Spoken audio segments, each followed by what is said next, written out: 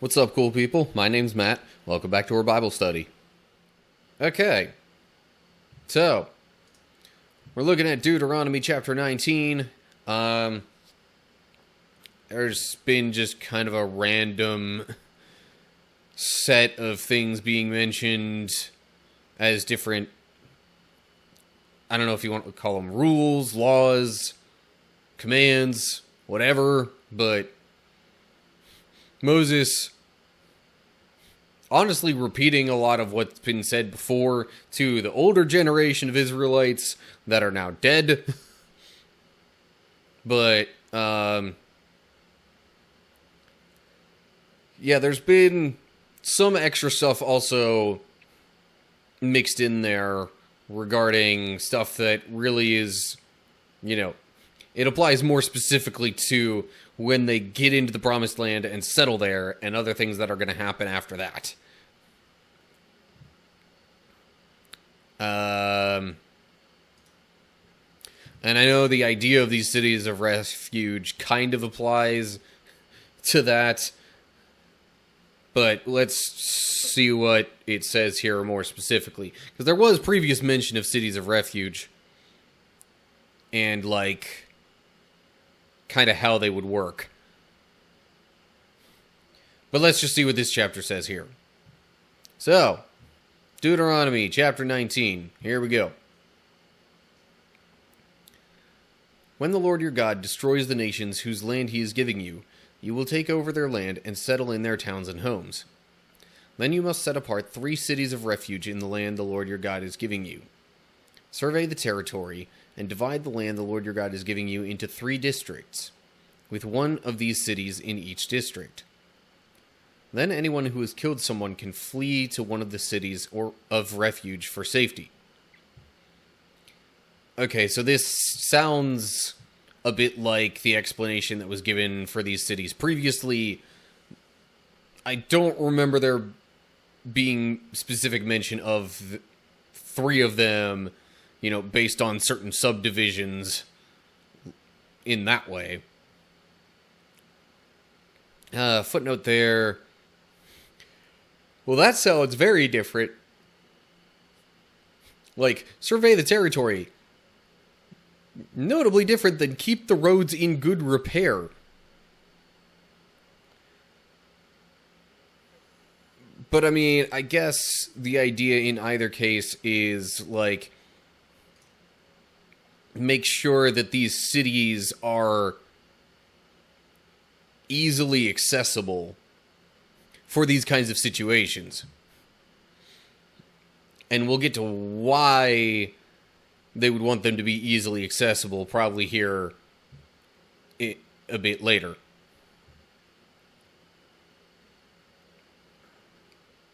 So, yeah, let's move along to verse 4 then, I guess. If someone kills another person unintentionally, without previous hostility, the slayer may flee to any of these cities to live in safety.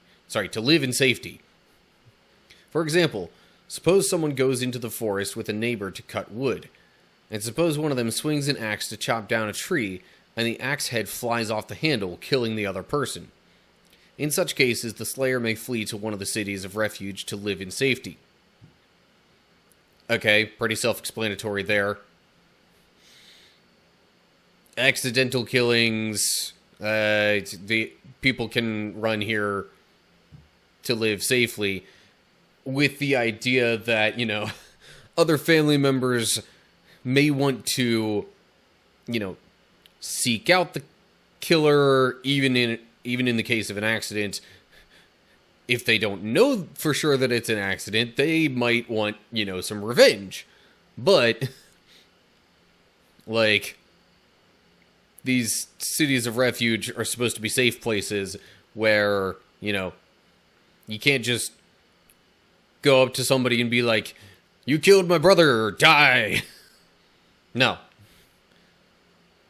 There's a certain process that hopefully we'll get into here. If not, I'll explain what was previously stated related to that. But there's a certain process that needs to be followed regarding these kinds of situations especially when the cities of refuge come into play.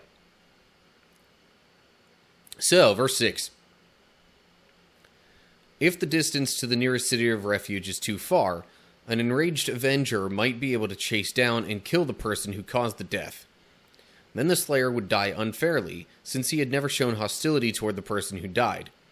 That is why I am commanding you to set aside 3 cities of refuge, and to make sure that they're easy to get to. As mentioned, kind of up in this section-ish. Verse 8.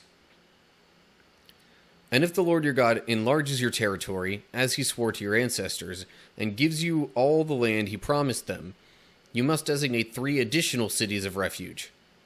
He will give you this land if you are careful to obey all the commands I have given you, if you always love the Lord your God and walk in his ways. That way, you will prevent the death of innocent people in the land the Lord your God is giving you as your special possession. You will not be held responsible for the death of innocent people.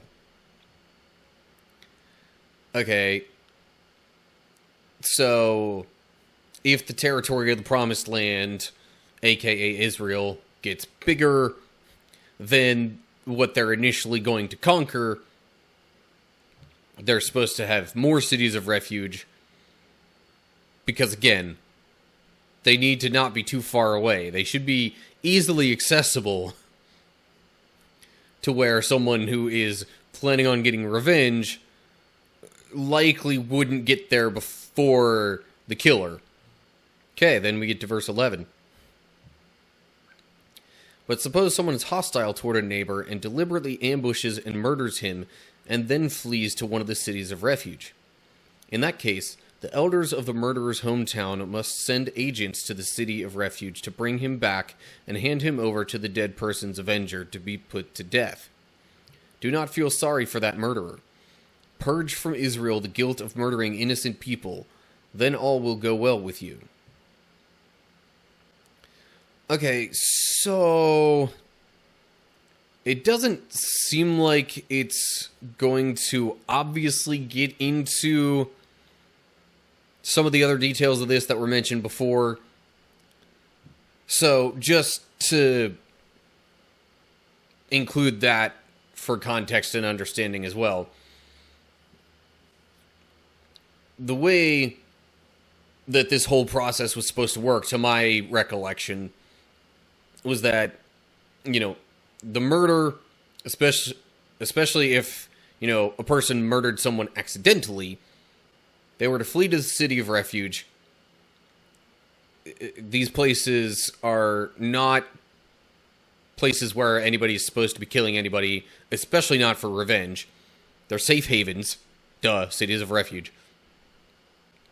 But they're able to, through consulting, I guess, the elders of of the town they're coming from or whatever, they're able to, basically put the murderer on trial, in a sense. And if it's found that they're guilty, that it was intentional, that there was any sort of hostility, then, okay, they're guilty, they get sentenced to death as well. Eye for eye, life for life, kind of thinking there. But if it's determined that, the murder was accidental, such as in the example given up here about, the axe head and whatnot, then that person is, supposed to be able to continue to live in the city of refuge. They won't have to worry about anybody getting revenge on them for the accidental murder. And I think once a certain time period or event elapses, then they might even be able to go back to their hometown and still live in safety, without being worried about revenge for that incident. So, like, that's why at some parts here, like, it's specifying, okay, if it's accidental murder, then, yeah, they get to live here. If it's intentional, don't worry, there's stuff you can do to, see this through, figure it out, and, give them their just punishment. But if it's accidental, killing them in revenge for something they didn't mean to do isn't deemed just either. And you don't want to add to the number of innocent deaths because of some fluke accident that really wasn't meant. So, like, yeah. I think when it mentions in this last sentence of, purging the guilt of murdering innocent people, that is more so what it's referring to. Like, if there was an accidental killing, but, like, murdering that person is basically equivalent to murdering an innocent person because they didn't mean it. There was no, it's an accident. You don't consider somebody guilty of something that's an accident.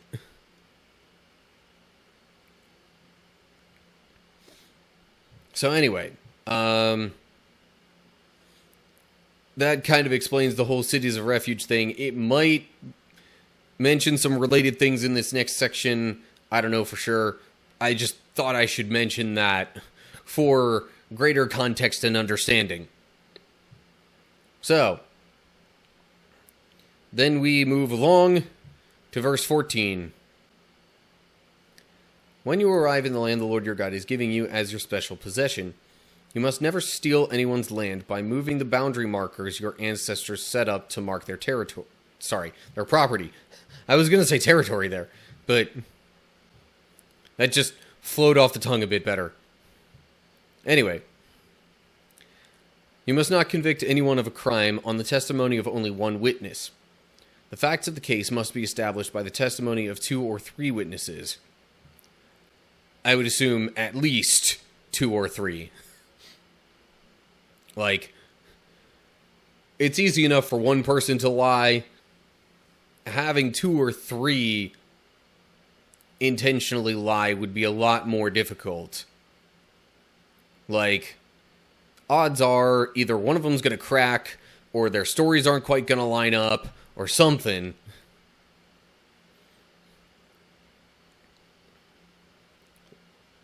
But anyway, so yeah, don't move boundary markers for the properties, and make sure there's multiple witnesses when trying a crime.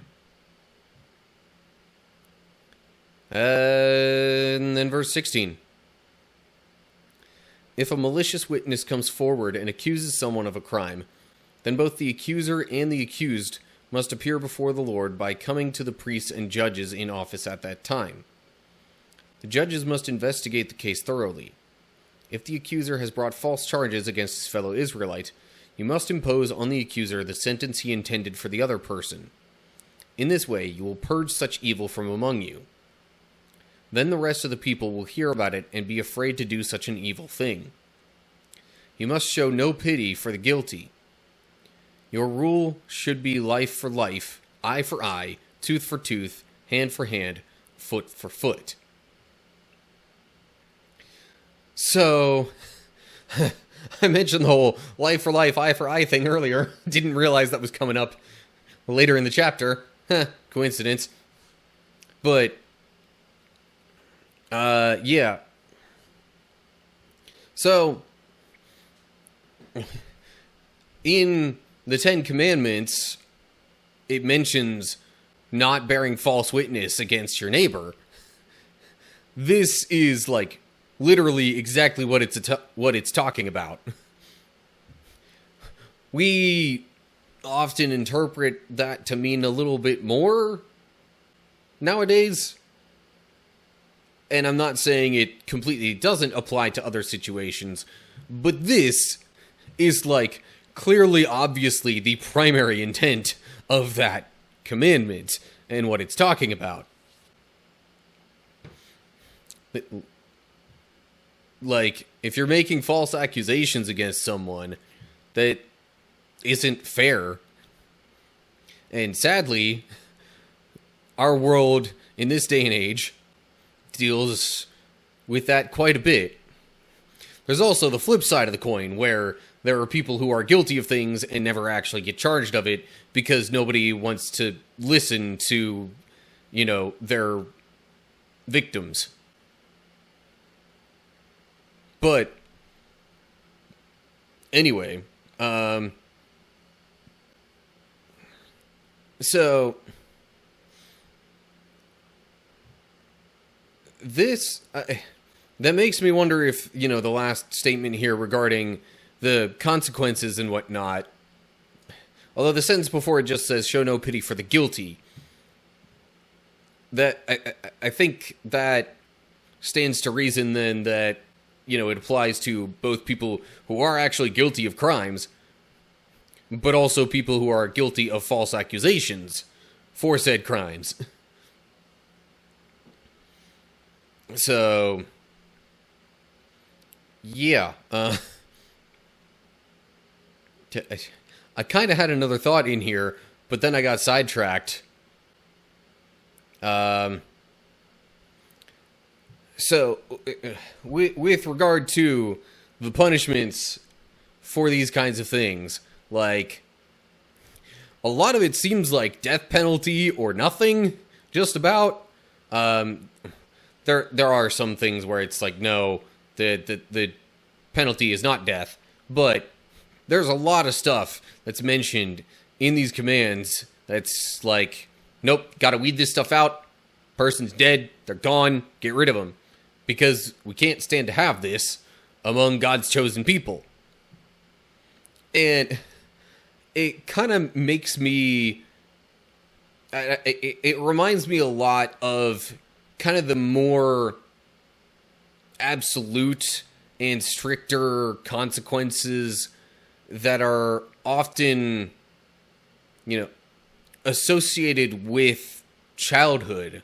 Like, there's generally, you try to keep things a lot simpler when it comes to children, where it's just like simple yes or no in certain things. You don't really give so much gray area, or at least a lot of people don't give so much gray area, because a little kid's brain might not be ready to understand those kinds of things. Just from a developmental standpoint.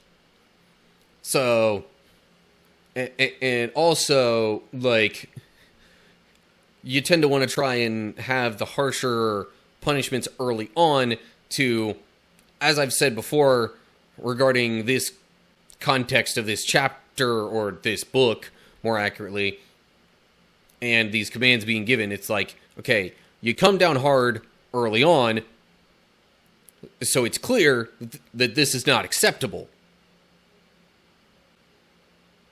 And, you want to basically remove that habit from the child, or in this case, the group of people, the group of God's children, you might say. You want to try and remove that idea and or behavior from that situation, so then they're not inclined to try and repeat it later. So anyway, that was the thought that I was trying to remember, by the way. So that's all I really have to say, I guess, regarding Deuteronomy chapter 19. Okay, so we got a little info about cities of refuge and, like, how many, at least, there would be. and a couple of other things related to those, as well as some other random regulations kind of all related to some crimes and the judging thereof. But anyway, so that's gonna do it for this one, I guess. So, as always, like and share if you enjoyed the video. Subscribe to the channel and click the bell if you're on YouTube to get updates when I post new videos. You can also follow me on Rumble or any other social media pages that I have down in the description. And right below that, you can leave comments with any thoughts you have regarding this or other video ideas or whatever you have for me. So, that's it for now. Hope you're all doing well. Hopefully I'll see you for the next video. But until then, stay cool, people.